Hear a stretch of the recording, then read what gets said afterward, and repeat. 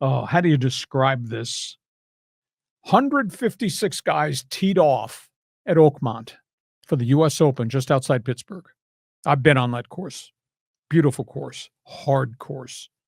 It's an obstacle course, not a golf course. A lot of criticism today, the aftermath of the U.S. Open. 156 guys teed off. By the time we got to Sunday night, it was only one guy broke par. One guy. Unbelievable. And that was J.J. Spaun, the former San Diego State golfer from 2012. Oakmont, impossible course, the greens, the rough, the bunkers, the wind, the rain. They had a skyline shot early in the fourth round. They showed the skyline above the golf course. It looked like the freaking apocalypse. It was black. It was gray. You knew the storm was coming. Right. And they were saying, it's starting to drizzle. Boy, these are big raindrops. These raindrops are as big as gumdrops. And then it rained like hell. And then the greens got flooded, and the fairways looked like a river. So the 98-minute delay, and then they went out and played. And then the guys, over the last 9 holes, every one of the leaders got consumed by the golf course. They were hitting balls anywhere and everywhere and got themselves in trouble. And the end of the day, J.J. Spaun, who started horribly, he played like you. Yes. He had 5 bogeys in the first 6 holes. Yeah, that's actually a good day for me. Yeah, he shot himself out of it. And he came through the rain delay and says, okay, I'm just going to focus. I'm going to play on his wet greens. And his game came together. And what happened was everybody on the leaderboard above him came back to him, and he went by him. And then he birdies 17, and he gets to 18, and he hits a 64-foot putt uphill, curves it, goes in for a birdie on 18. Beautiful. And the fans went crazy. And this guy's a journeyman. He's had 1 win his entire career. He's had a couple second-place finishes. And he just got zoned in, and everybody else self-destructed. The look on the faces of everybody else in that tournament as they were falling apart in the soggy conditions, and they were arguing with the officials about bad lies. We shouldn't be playing. This course is unplayable. There's water everywhere, and you're asking me to hit off the fairway with water. Players are really, really upset. Sam Burns self-destructed. Adam Scott lost his putter. Scotty Scheffler is just miserable. He missed 5 putts from within 5 feet on the final day of the tournament. Tyrell Hatton, who plays on the LIV, temper tantrums on TV. He was heaving his clubs, kicking at the sand. It was good TV. And Robert McIntyre from Scotland ran out of holes. Otherwise, he might have been there with J.J. Spaun right at the end. Hovland from Sweden ran out of holes too. So the tournament was unbelievable. Rory McIlroy, I was alarmed at what he said finally in the post-game press conferences. He really scuffled and struggled. You want to read between the lines. Listen to this. Rory McIlroy, who has not played much since the Masters, says, I feel like I've become an average golfer. I have to find my motivation now to go back out there and play. I don't know if he's burned out. He's just, for a guy that won the Masters and has become the fan's friend and a fan's man, I'll say he's not playing well at all. And now he's talking as if I'm not enjoying playing golf at all. He's got to find his motivation. So that's not good at all. But U.S. Open, John, it was just cool. Okay, let's move on to Team USA Soccer. Christian Pulisic finally responds to all this criticism of all these former Team USA legends, saying this criticism against me and against our team is way over the top. He said, I'm offended that these guys who played in European soccer and came back and played here, these guys know how tough it is to play both, are criticizing me now, and I've been hurt. He says it's just totally unfair. So there's been so much heat directed at Mauricio Pochettino and the fact that there's 13 veteran guys from Team USA not playing in the Gold Cup. And what happens? Team USA goes out and beats Trinidad yesterday 5-0 in the Gold Cup. Snaps their losing streak. But Trinidad is ranked 100th globally. It's not a real good soccer team, but Team USA got a win. Team USA scored in the 41st and 44th minute, the 82nd, the 84th minute to get the win, and was a real stunner. But Pulisic's really peeved at Landon Donovan, Alexi Lawless, Tim Howard, the former goaltender, saying, you guys all played in Europe. You know that grind. And you're criticizing me. I played everything there in all the extra tournaments, and now you're criticizing me and I'm hurt. You think it's really unfair. Mexico won. They beat the Dominican Republic.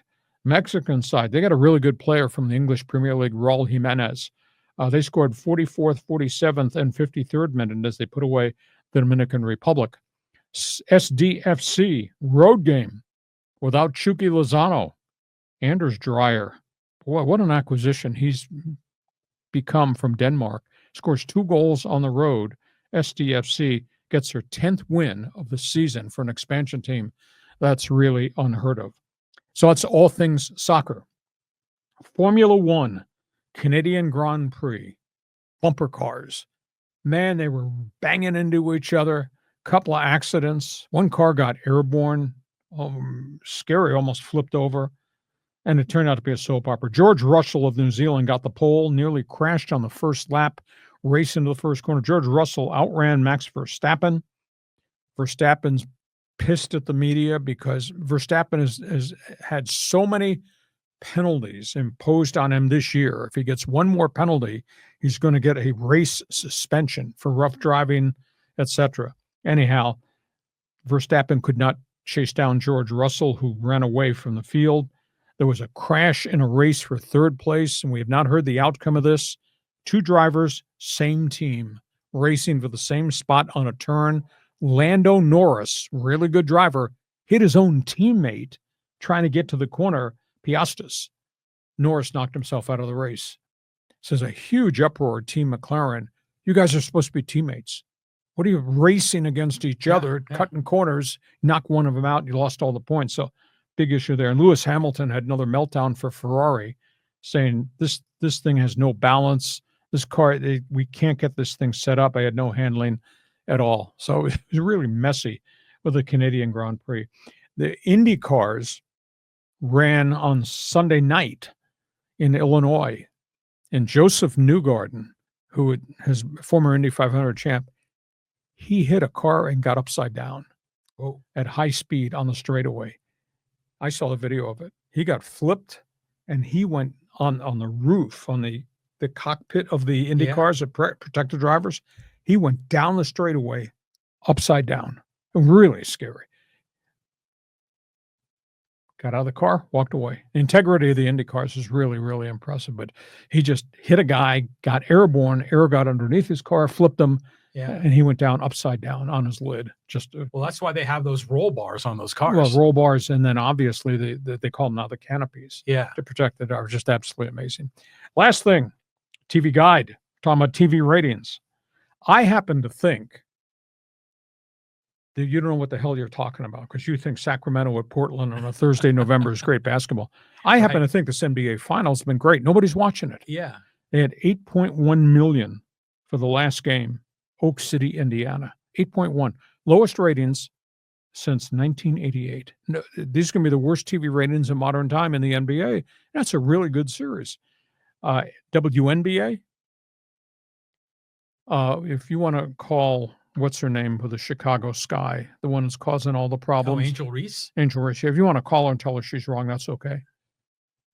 The 2 weeks that Caitlin Clark was out with a quad injury with the Indiana Fever, TV ratings with WNBA went down 41%. Yeah. So they're watching the WNBA because of Caitlin Clark, not because of Angel Reese or Brittany Griner or any of the other junk. 41% drop in 2 weeks because Caitlin Clark's not shooting threes and not playing. Caitlin Clark did come back and play yesterday, and they won. She had a career high 32 points first game back. Okay, John, all topics on the table. JJ Spaun, how about that? Oh, yeah, there's a lot in this list. So hopefully I can remember everything I want to comment on. The JJ Spaun thing was cool, and I was following him through the tournament because, he's a San Diego State guy. Gives me someone to root for because so many of these PGA guys, I don't know them anymore. All the big names have gone to live, but I know obviously some of them came back for the Open. But he was there from the start. He had a great opening round on Thursday. Steady as they go. And then obviously what he started yesterday was just brutal. I thought it was over. And then the rains came, and then everybody had to go back out there, and everything was soaked. He just methodically played, and all of a sudden, everybody else started self-destruct. I mean, some of the shots were, they went into the putt bunkers, which were full of water, and some of the guys were hitting on the side, on the rough. Guys were standing at a bad angle. I would have broken my back trying to putt it out of there. And Hatton had three hacks at one. He couldn't get it out of the sand. Then he got it on the rough, and they couldn't get it onto the green. It was just a disaster. Well, when I was watching on Sunday, Spaun started fading, early on, and I thought, it's not working out for the guy, so maybe I'm going to just see what else is on TV. And then when I got the news that he won it, I was like, oh my God. And then I saw that putt on the 18th, and it was unbelievable.